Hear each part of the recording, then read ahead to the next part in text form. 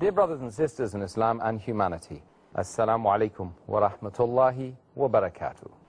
May the peace, the mercy and the blessings of Allah subhanahu wa ta'ala be on all of you. Welcome to the show Ramadan A Date with Dr. Zakir. I'm your host Yusuf Chambers, and today we will be discussing the topic common errors committed by Muslims during the month of Ramadan. So, without further ado, let's ask the first question of Dr. Zakir Naik. Dr. Zakir, what are the reasons behind Muslims continually falling into these same errors, Ramadan after Ramadan?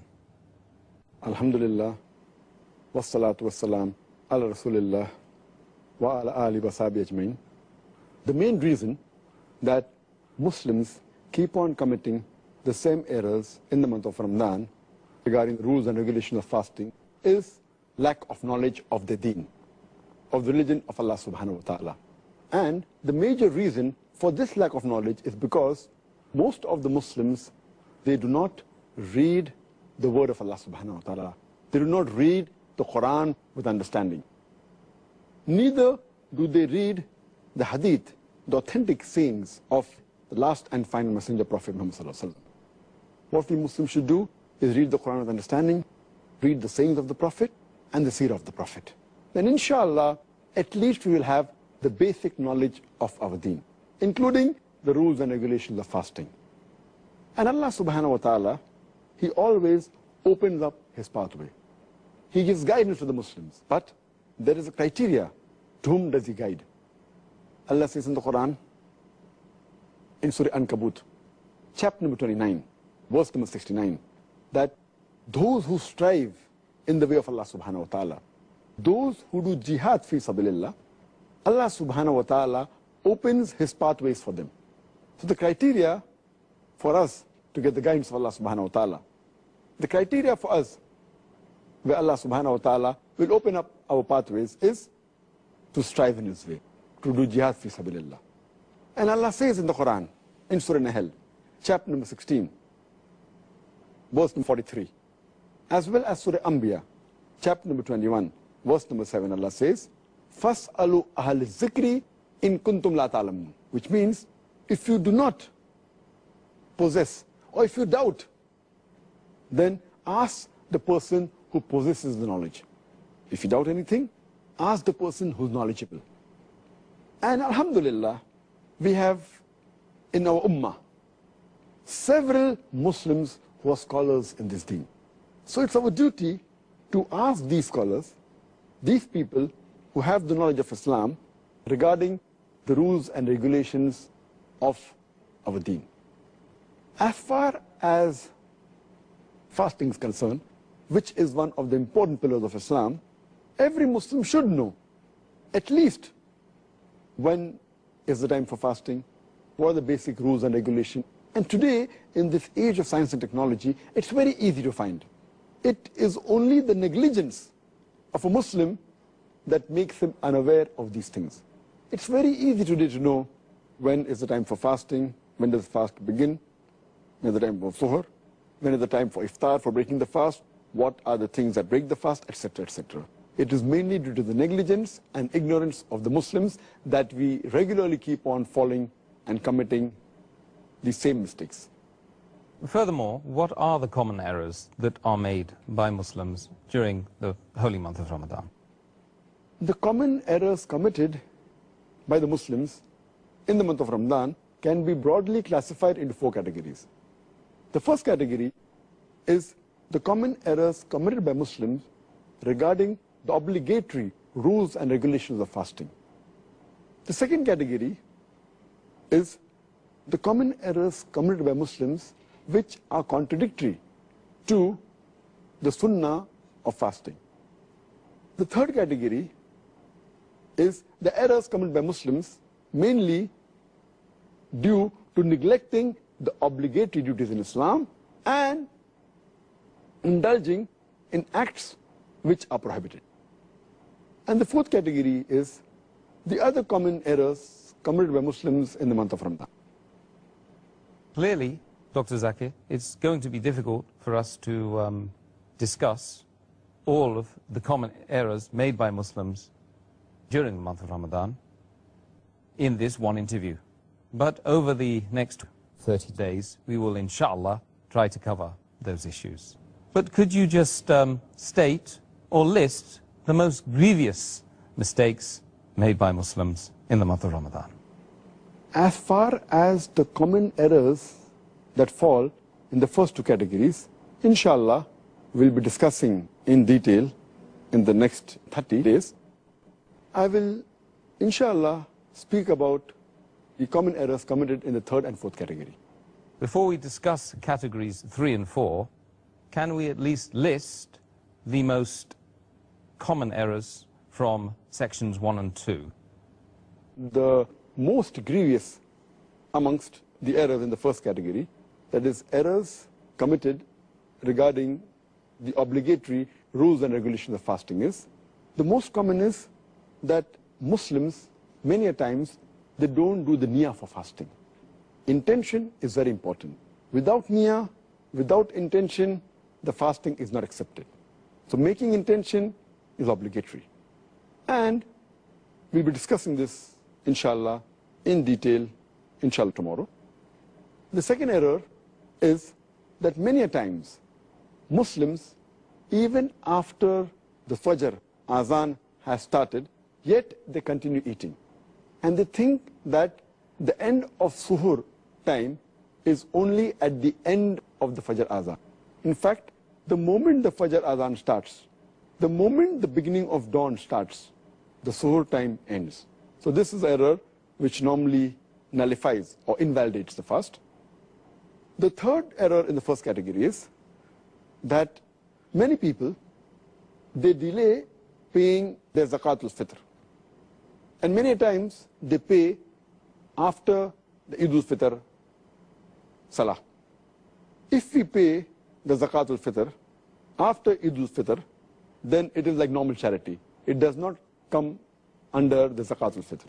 So these three are the most grievous in the first category. The common errors committed in the second category, that is errors that are contradicting the sunnah of the fasting, is number one, many people, they skip their suhoor. Some people, they have an early suhoor. That is, they have the suhoor 1 or 2 hours before the Fajr time. In fact, suhoor is a blessing. Every Muslim should have it. And the Prophet said, we should delay the suhoor as much as possible. We should have it till just before the Fajr time. The third mistake committed by Muslims in this category is that they delay opening their fast. They delay the iftar. And our Prophet Muhammad said that the people will be good as long as they hasten in breaking the iftar. That means immediately after sunset, they should break the iftar. The fourth common error in this category is that many Muslims, they read unauthentic dua during iftar. The most authentic dua, as far as iftar is concerned, is Zahab al-Zama, wabtallati uruku, wa sabat al-arj, inshallah. Which means that my thirst is quenched, the veins are moistened, and the ajr is near, inshallah, God willing. The reward is near, God willing. And some people, when they read this dua for breaking the fast, they say it before breaking the fast. Before they put their date in the mouth, they say this, and it is contrary to the meaning. The meaning says that my thirst has been quenched. Zahab al-Zama, wabtallati uruku. My thirst has been quenched, and the veins have been moistened. Your thirst cannot be quenched before breaking the fast.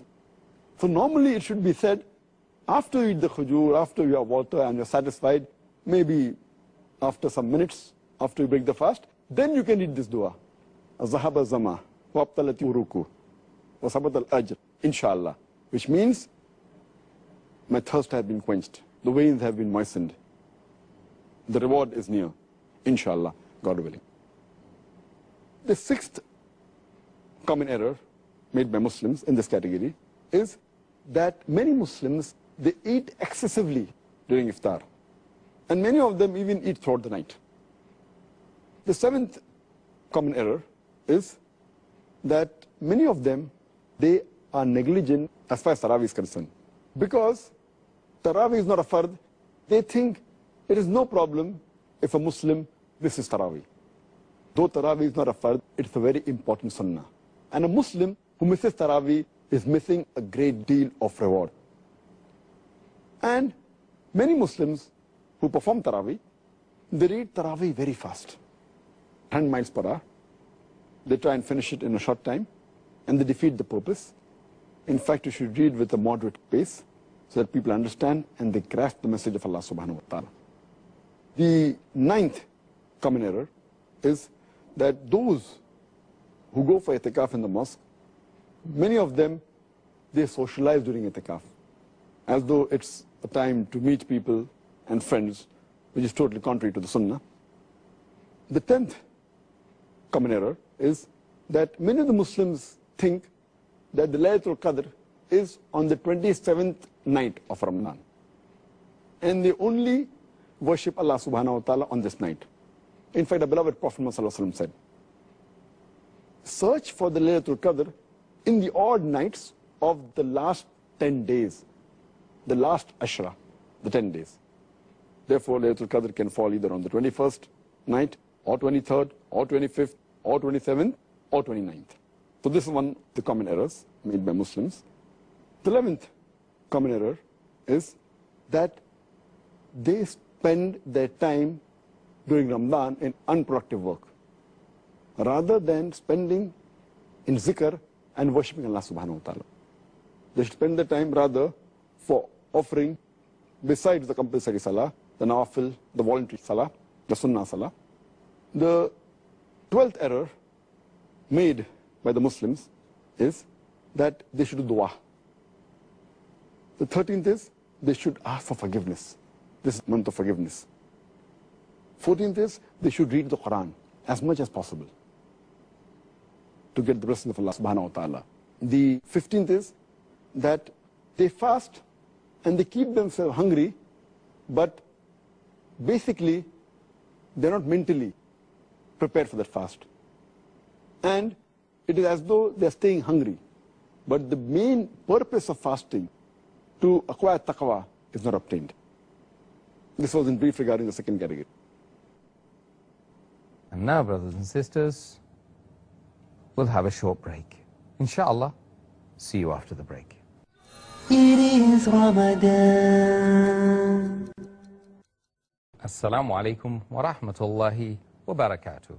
And welcome back to the show, Ramadan, A Date with Dr. Zakir. I'm your host, Yusuf Chambers, and today we are discussing a topic, common errors committed by Muslims during the month of Ramadan. Dr. Zakir, can you mention briefly, again, categorize the common errors made in the third category? The common errors committed by Muslims in the third category, that is errors regarding negligence in performing the faraid, the obligatory duties in Islam, is that Muslims, many of them, they stay awake the full night. They have an early suhr, and these people, they do not offer the Fajr Salah. Missing Fajr Salah is a sin. Many of them, because they stay awake the full night, they sleep the full day, and they even miss their Zuhr and the Asr Salah, which is a grave sin. You're trying to acquire blessings, and you are neglecting the obligatory duties, which is totally prohibited. Many of the Muslims, they do not give zakat. Those are supposed to give zakat. And zakat is one of the pillars of Islam, in which every Muslim who has a saving of the nisab level, that is, those who have a saving of 85 grams of gold, they should give 2.5% of their savings every lunar year in charity. It's called as zakat. And the fourth error in the third category is that most of the Muslims give zakat, but they do not calculate the zakat properly.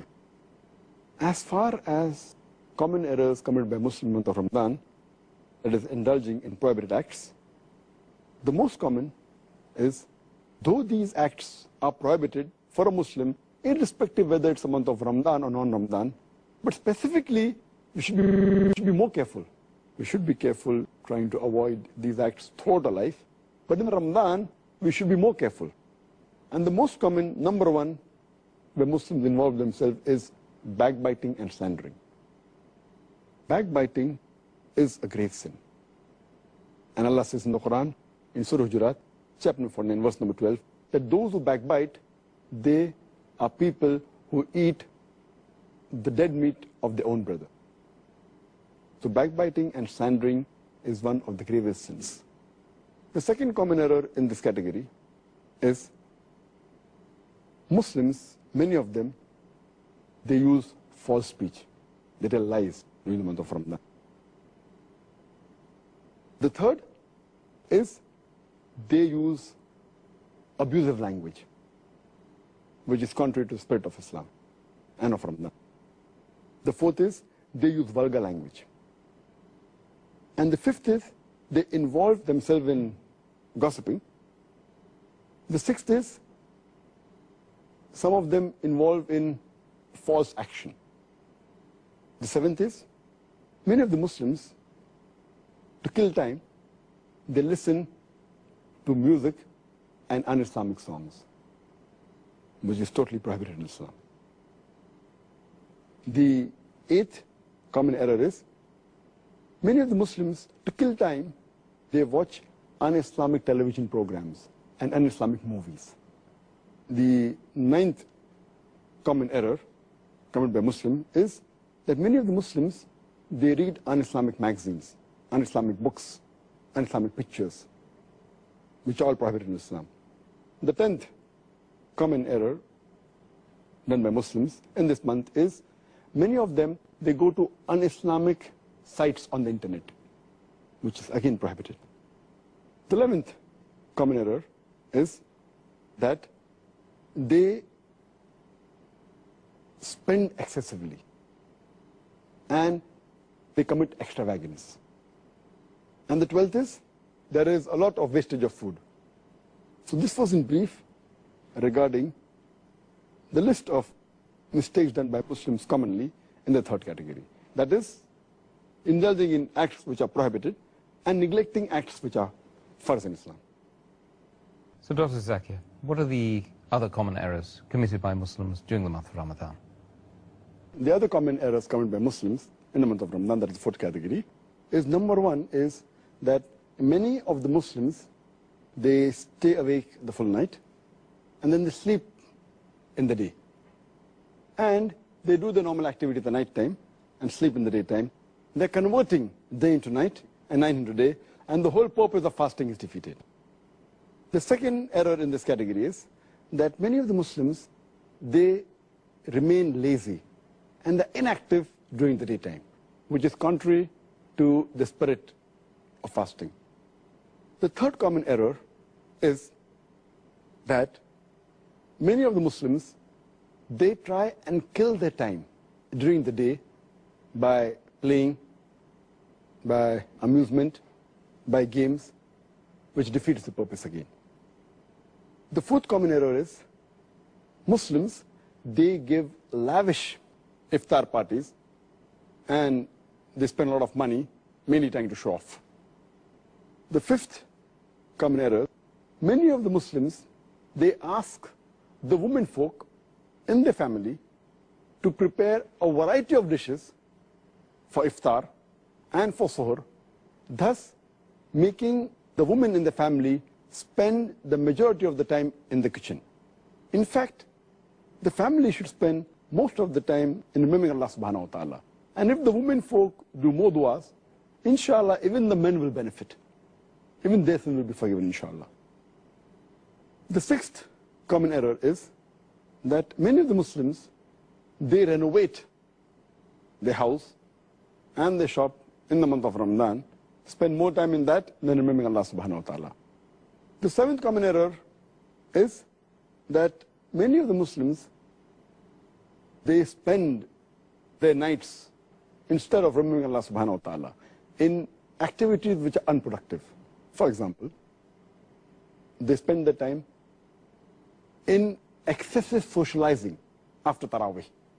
That is the 8th error. 9th is, many of the Muslims, they spend many nights and most parts of their nights in shopping. The 10th common error is, many of the Muslims, they spend most of the time in the night in eating. The 11th is, many of the Muslims, they spend their time in robing and in loitering during the night. And the 12th common error is, the last 10 days of Ramadan are mainly the days in which the Muslims should do more ibadah. But most of the Muslims, they spend time in shopping, in celebrating, and preparing themselves for Eid. And most of them spend time in activities which are unproductive rather than spending the time in ibadah. These are some of the other common errors which Muslims commit, and I hope, inshallah, that they will abstain from these errors in future. Inshallah. Ajmain. So the next question is, are there any common errors that you can mention, relationship to culture and country? All the errors that I mentioned earlier were general Muslims throughout the world. There are some errors which are made mainly by people living in a certain country, belonging to a certain culture. For example, in the Indian subcontinent, there are people living in India, in Pakistan, in Sri Lanka. During Ramadan, many of the Muslims, in the night, they play night cricket. And they spend most of the time in night cricket rather than doing ibadah of Allah subhanahu wa ta'ala. So this playing night cricket is more common in the Indian subcontinent. Now, if you go to the Arab countries, especially the Gulf countries, there, many of the offices, many of the working places, that is in the market, etc., they change their timings. They hardly work for a couple of hours in the daytime, and they open most of the time during night. So what happens? It encourages people to do shopping in the night rather than in the day, and they get more business, and they're inviting people rather in spending time in remembering Allah subhanahu wa ta'ala. Muslims spend their time in shopping and eating during night time. And furthermore, those people who are employed in these shops, they are forced to come at night time because it's the duty. So these Muslims are even preventing their employees, rather than remembering Allah subhanahu wa ta'ala, they're involving themselves in business and spending most of the time in activities which are not according to the Sunnah. And now, brothers and sisters, we'll have a short break. Inshallah, see you after the break. It is Ramadan. It is Ramadan. Assalamu-alaikum wa rahmatullahi wa barakatuh. And welcome back to the show, Ramadan, A Date with Dr. Zakir. I'm your host, Yusuf Chambers, and today we are discussing a topic, common errors committed by Muslims during the month of Ramadan. Dr. Zakir, are there, to your mind, any important sunnahs of the Prophet Muhammad sallallahu alaihi wasallam that people avoid because they feel it will nullify their fast? Yes, there are a few sunnahs of the Prophet which many Muslims avoid, thinking it will break their fast or it is makruh. And the most important sunnah of the Prophet which people avoid during Ramadan is using the siwak, using the tooth stick. Many Muslims feel that if they use this, it is makruh. The main reason is there's a hadith of Muhammad sallallahu alaihi wasallam, a hadith which is mentioned in Sahih Bukhari, volume number 3, book of fasting, hadith number 1904, where the beloved Prophet Muhammad sallallahu alaihi wasallam said, I swear by Allah, in whose hand is the soul of Muhammad, peace be upon him, that the breath of the person who fasts is more sweeter to Allah than the scent of musk. Now, based on this hadith, many Muslims think that if they use the siwak, the breath, the bad breath or the foul breath of the person who fasts will not be there and it will not please Allah. That's the reason they avoid using siwak. Now, these people, they fail to realize that when we use the stick, siwak, it does not remove the breath the foul breath, or the breath which people normally don't like, of the person who fasts. The siwak mainly brushes the gums, it cleans the teeth, it helps in keeping the teeth healthy, but in no way does it reduce the breath, especially of the person who fasts. And furthermore, there's a sunnah of the Prophet, where Prophet Muhammad, he said, it's mentioned in Sahih Bukhari, volume number 2, hadith number 887, our beloved Prophet Muhammad said that if it wouldn't have been too hard for my ummah, I would have made it compulsory for them to use the siwak, the toothstick, before every prayer, or to use the toothstick while doing wudu. Like how wudu is a requirement before salah, the Prophet, if it wouldn't have been too difficult for the ummah, he would have made it compulsory to use the toothstick. And here, he did not mention any exceptions. Otherwise, he would have said, I would have made it compulsory for my ummah except during fasting. This important sunnah, surely if this would have been makruh while fasting, or would have nullified the fast, surely he would have mentioned it. So this proves that this is important sunnah which Muslims should continue doing, even during the month of Ramadan. Even while fasting, it will not nullify their fast. It's not makruh, in fact, it is mustahab, it's encouraged. And the other important sunnah which people neglect or avoid, mainly fearing that it will spoil their fast or nullify their fast, is putting water in the nostrils, sniffing the water, normally, especially during wudu. So many of the Muslims, even when they do wudu, they just get the water close to the nose and touch the tip of the nose to the water, that's it. They don't put the water into the nostrils and they clean their nose, they don't sniff it, which is a requirement for wudu, thinking that if they sniff, it may break the fast. Water entering through the nose into your throat will nullify the fast. But the chances are very negligible. What our beloved Prophet Muhammad said, it's mentioned in Sahih Hadith of Abu Dawud, volume number 2, Hadith number 2360. Our beloved Prophet said that when you do wudu, sniff the water excessively, except in fasting. So normally when we do wudu, we sniff the water excessively, except in fasting. Because in fasting, if we sniff excessively, there are chances, though very negligible, for it to enter the throat and nullifying your fast. But normally when we put water in the nostrils, there are no chances of it going in the throat. So only care that we have to take while fasting is don't sniff excessively, but we have to put the water in the nostrils and clean the nostrils, which is important sunnah which many of the Muslims neglect, and they avoid it, especially during wudu. And here, since the Prophet clearly mentioned except fasting, during the siwak, he said, I would have made it compulsory had it not been difficult for my ummah. There, because he doesn't say fasting, it means that siwak can be used while fasting, and sniffing should not be done excessively, but normally water should be put in the nostrils while doing wudu.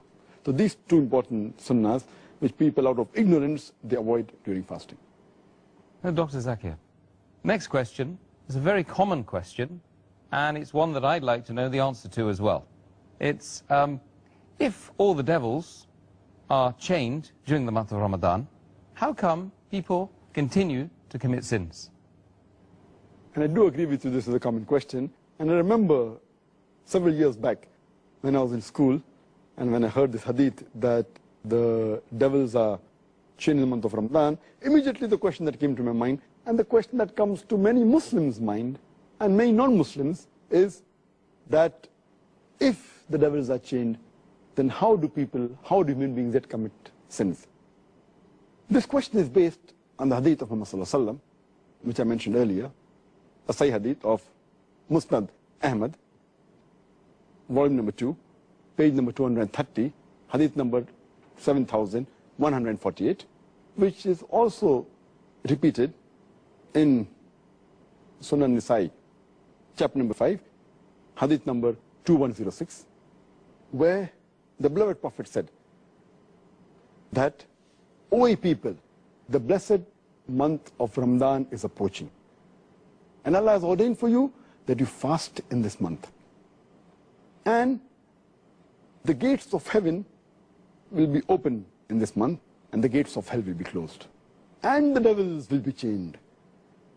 In this month is a night, which is better than 1,000 months. And a person who's deprived of the blessing in this month is truly a deprived person. Now, when we get this hadith, it clearly mentions that in this month of Ramadan, the devils will be chained. And it's a logical question. If devils are chained, then how do human beings yet commit sins? To make the people understand, we have to realize that when the devils are chained, it does not mean that the devils are slain. They have been killed. They're yet present, but they're chained. They're not killed. The power is yet there, but it is diminished. For a better understanding, I'd like to give you an example that when there is a lion or a tiger who is free, there are high chances that he may kill you. Your life is in danger. But the moment that tiger or that lion is chained, you are safe. You are safe as long as you maintain a safe distance. After the tiger has been chained, if you come too close to him, there are chances yet you can be killed. So as long as you maintain that distance from the tiger who is chained, you are safe. Similarly, in the month of Ramadan, if you maintain a safe distance from the Satan, you will be saved. And if you read the Quran, Allah says in Surah Baqarah, chapter 2, verse number 168, be careful of the khutwatu shaitan, of the footsteps of the devil, for he is to you an avowed enemy. Many places Allah subhanahu wa ta'ala says in the Quran that be careful of the footsteps of the devil. Allah doesn't say that be careful of the devil, because a normal Muslim, an average Muslim who has average iman, when he sees the devil in front of him, he will be careful. For example, suppose there's a young girl who comes to an average Muslim, a young boy, who has average iman. If a young girl comes and tells him that let's spend the night together, that Muslim will say, spending the night together with a girl, it's haram, it is zina. He will immediately object. But that same girl, if that girl phones that young boy and speaks to him on the phone, the boy will say, speaking to a girl on the phone, there is no problem. So he speaks to the girl for a few times on the phone for a few minutes. Later on, the girl says, let's go and have some snacks in McDonald's on Kentucky Fried Chicken. Having snacks for a few minutes, for half an hour with a girl in McDonald's, no problem. So he goes and has snacks with the girl in McDonald's. Later on, the girl says, why not have dinner in a restaurant? Having dinner with a girl in a restaurant for a couple of hours, no problem. Then the girl says, why not spend the night together? And then the boy says, spending the night together with a girl, no problem. So this is khutwatu shaitan, footsteps of the devil. This is not mentioned in the Quran, this is just my own example. So what Allah warns us is that be careful of the khutwatu shaitan, the footsteps of the devil. If the devil comes directly in front of an average Muslim who has iman, he will abstain. He will run away from it. But the khutwatu shaitan are the things which are dangerous. So what we have to realize, when the devil is chained, his footsteps are restricted. So many of the sins are prevented. But if we go close to him, then the chances that we'll be overtaken by the devil and commit a sin are very high. So what we have to be careful, that in Ramadan, if we keep the distance, then the chance of committing sin is less. But if we go close to the Satan, even though he's chained, like how a tiger can walk even after he's chained, same the devil. So this is my understanding. And the beloved Prophet said, the devils are chained, the devil can yet move. But less distance, so if we keep the distance, we'll be safe.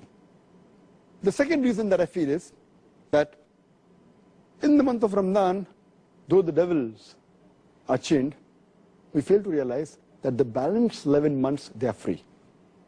And the impact that the devil has on the human beings for these 11 months, it leaves those impact, that impression in the month of Ramadan. To give a better understanding, I always give the example that there are drug peddlers which try and get customers, the youngsters from the colleges, from the universities. So what they do initially, they give the drug free. and they entice the youngsters for having drugs. Later on, after some time, they charge a nominal amount for that drug. Later on, they charge an exorbitant amount. But by the time, the youngster is already hooked on to the drug. So even if the drug dealer is not there, they will try and find where the drug dealer is. They will go out of the way to find him and get the drug. And many of them, even if the drug peddler, the drug dealer, is imprisoned by the law, they will go out of the way to find someone else. They may go in a chemist shop and buy mandrakes, whatever it is. They are so much hooked onto it. So these people who have become addicts to drugs, or rather say addicted to the Satan, even though the Satan is imprisoned, the effect is yet there. So in this we can understand, as a drug dealer, as a drug peddler, even after he goes, the drug addict gets accustomed to that drug. So we human beings, we are accustomed to the sin. And even though the Satan is imprisoned, we keep on committing these mistakes. But mainly those people who have become addicts fall in this category. So those who do major sin fall in this category. But the normal Muslims, the average Muslims who haven't become addicted, it's easy for them to stay away from sin. And the third reason that I give is that though there are some scholars who say that in this month of Ramadan, the strong devils, the marids, they're imprisoned. The smaller ones are free. So they keep on committing mistakes. But according to my understanding, the third reason is that though the devils are chained by Allah subhanahu wa ta'ala, they can yet whisper. And one of the ways the devils try and get the human beings close to them is by whispering. And Allah says in the Quran, in Surah Nas, chapter number 114, verse number 1 to 6, قُلْ أَعُوذُ بِرَبِّ النَّاسِ مَلِكِ النَّاسِ إِلَهِ النَّاسِ مِنْ شَرِّ الْوَسْوَاسِ الْخَنَّاسِ الَّذِي يُوَسْوِسُ فِي صُدُورِ النَّاسِ مِنَ الْجِنَّةِ وَالنَّاسِ. They whisper in the hearts of the human beings and they withdraw. Amongst them, the jinn and men. It's talking about the Satans, talking about the devils, who whisper into the hearts of the human being and they withdraw. And among these devils are the jinn and the human beings. So maybe Allah subhanahu wa ta'ala has imprisoned the devils who are the jinn, but the human beings, we are yet free. So one category of devils, that the jinns have been imprisoned, but the Satans are even amongst the men. That's what Allah says, who are yet free. And yet we have to be careful of the whisper of the devil, the waswasa. This waswasa mainly is the thing that attracts towards the sin. The sins they had committed, but the chances are less. And furthermore, it's clearly mentioned in the full hadith that Allah has ordained for you in this month of Ramadan that you should fast. Only if you fast, according to me, will the devils be imprisoned. That's talking about the devils that are going to attract you. So Allah says, if you fast, Allah has ordained for you fasting, and the devils will be put in chains. So the devils that are after you, if you fast, surely they'll be restricted. The criteria for us to be away from the devil is to fast. If you fast with the proper niyyah, seeking the reward of Allah subhanahu wa ta'ala, surely the devil will not be able to entice you. And the best logical way to prove this is if we check the crime rate of the Muslim countries during Ramadan, it goes down. But if you check the crime rate of the non-Muslim countries in Ramadan, it is the same. The reason is that because they are not fasting, the non-Muslims, this devil yet has an effect on them. Because the Muslims are fasting, if not all properly, at least majority, or at least quite a large number. So because of that, the crime rate in the Muslim countries in the month of Ramadan is low as compared to the other months. But the crime rate in the non-Muslim country is approximately the same, indicating otherwise, even the non-Muslims, they will not commit any sins.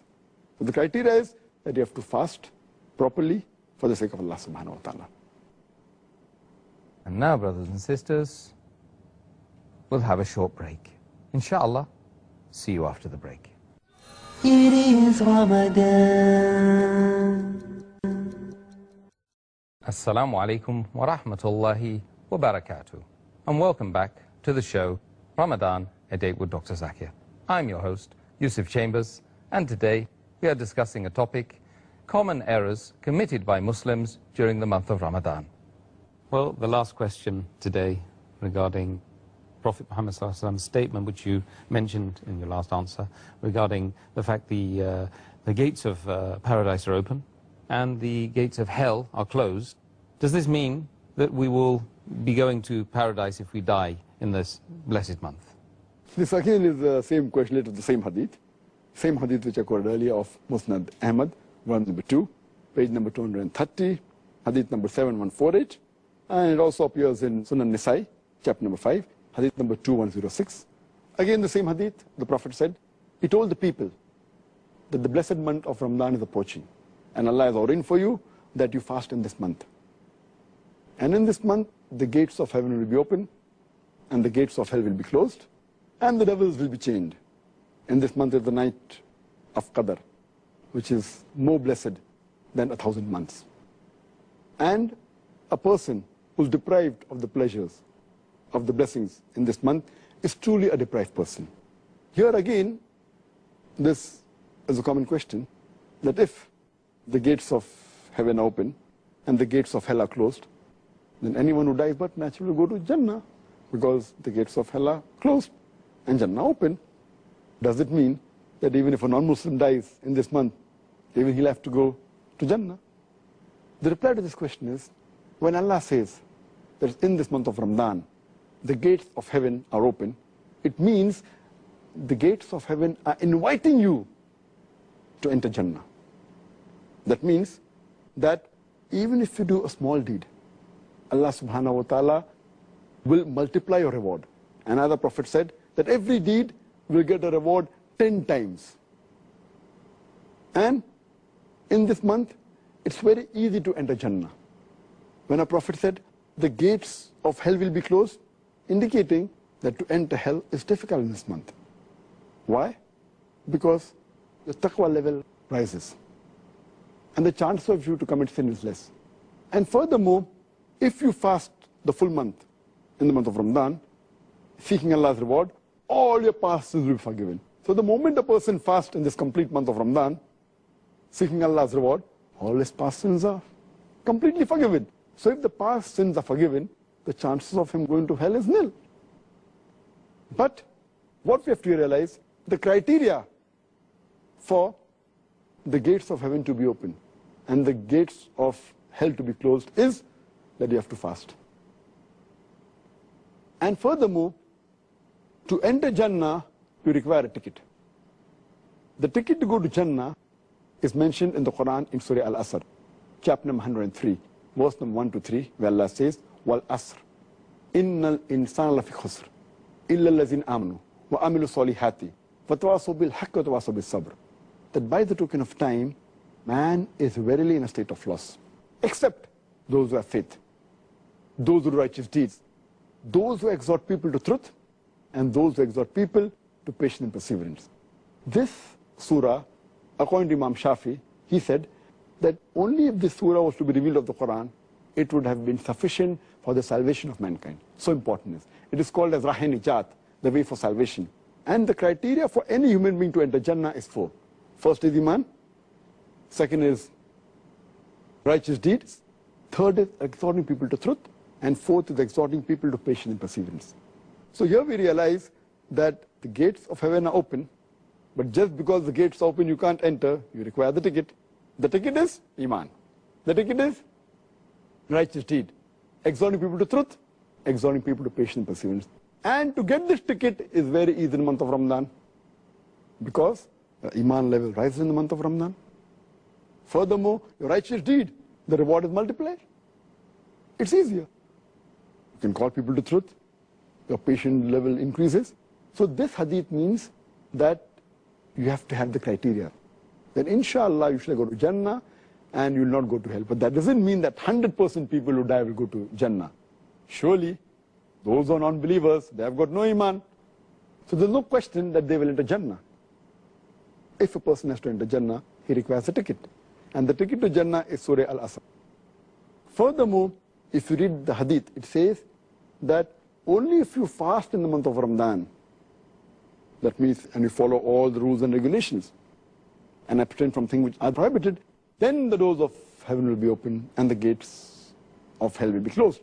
Furthermore, it says, in this month is a night which is equivalent to more than 1,000 months, indicating that even if you pray and worship to Allah subhanahu wa ta'ala in this one night, it will be equivalent to more than 1,000 months, is about more than 80 years. Imagine. So the chances for you to get reward only in this one night is more than a lifetime. An average human being lives for 60 years. So one Laylatul Qadr is more than 1,000 months, is about more than 80 years, more than average life of a human being. The chances are very easy to go to Jannah. And the ending part of the hadith says, a person who is deprived of these blessings is truly a deprived person, indicating that everyone will not go to Jannah. Everyone will not find the doors of heaven open. It says, the ending part, very important, that a person who is deprived of the blessings in this month is truly a deprived person. That means telling us Muslims that if you cannot get the benefits of the month of Ramadan, and then if you cannot go to Jannah, then you are truly a deprived person. That even includes the non-Muslims who haven't got the Hidayah. They are truly the deprived people. So Dr. Zakir, well, Jazakallah khair, and I thank you for those intriguing answers, particularly pertaining to the last two questions which you answered so eloquently. MashaAllah, alhamdulillah. Brothers and sisters, I hope you benefited as much as I did today by listening to the show. And tomorrow we shall be discussing an introduction to Ramadan, inshaAllah. Assalamu alaikum, until tomorrow at the same time.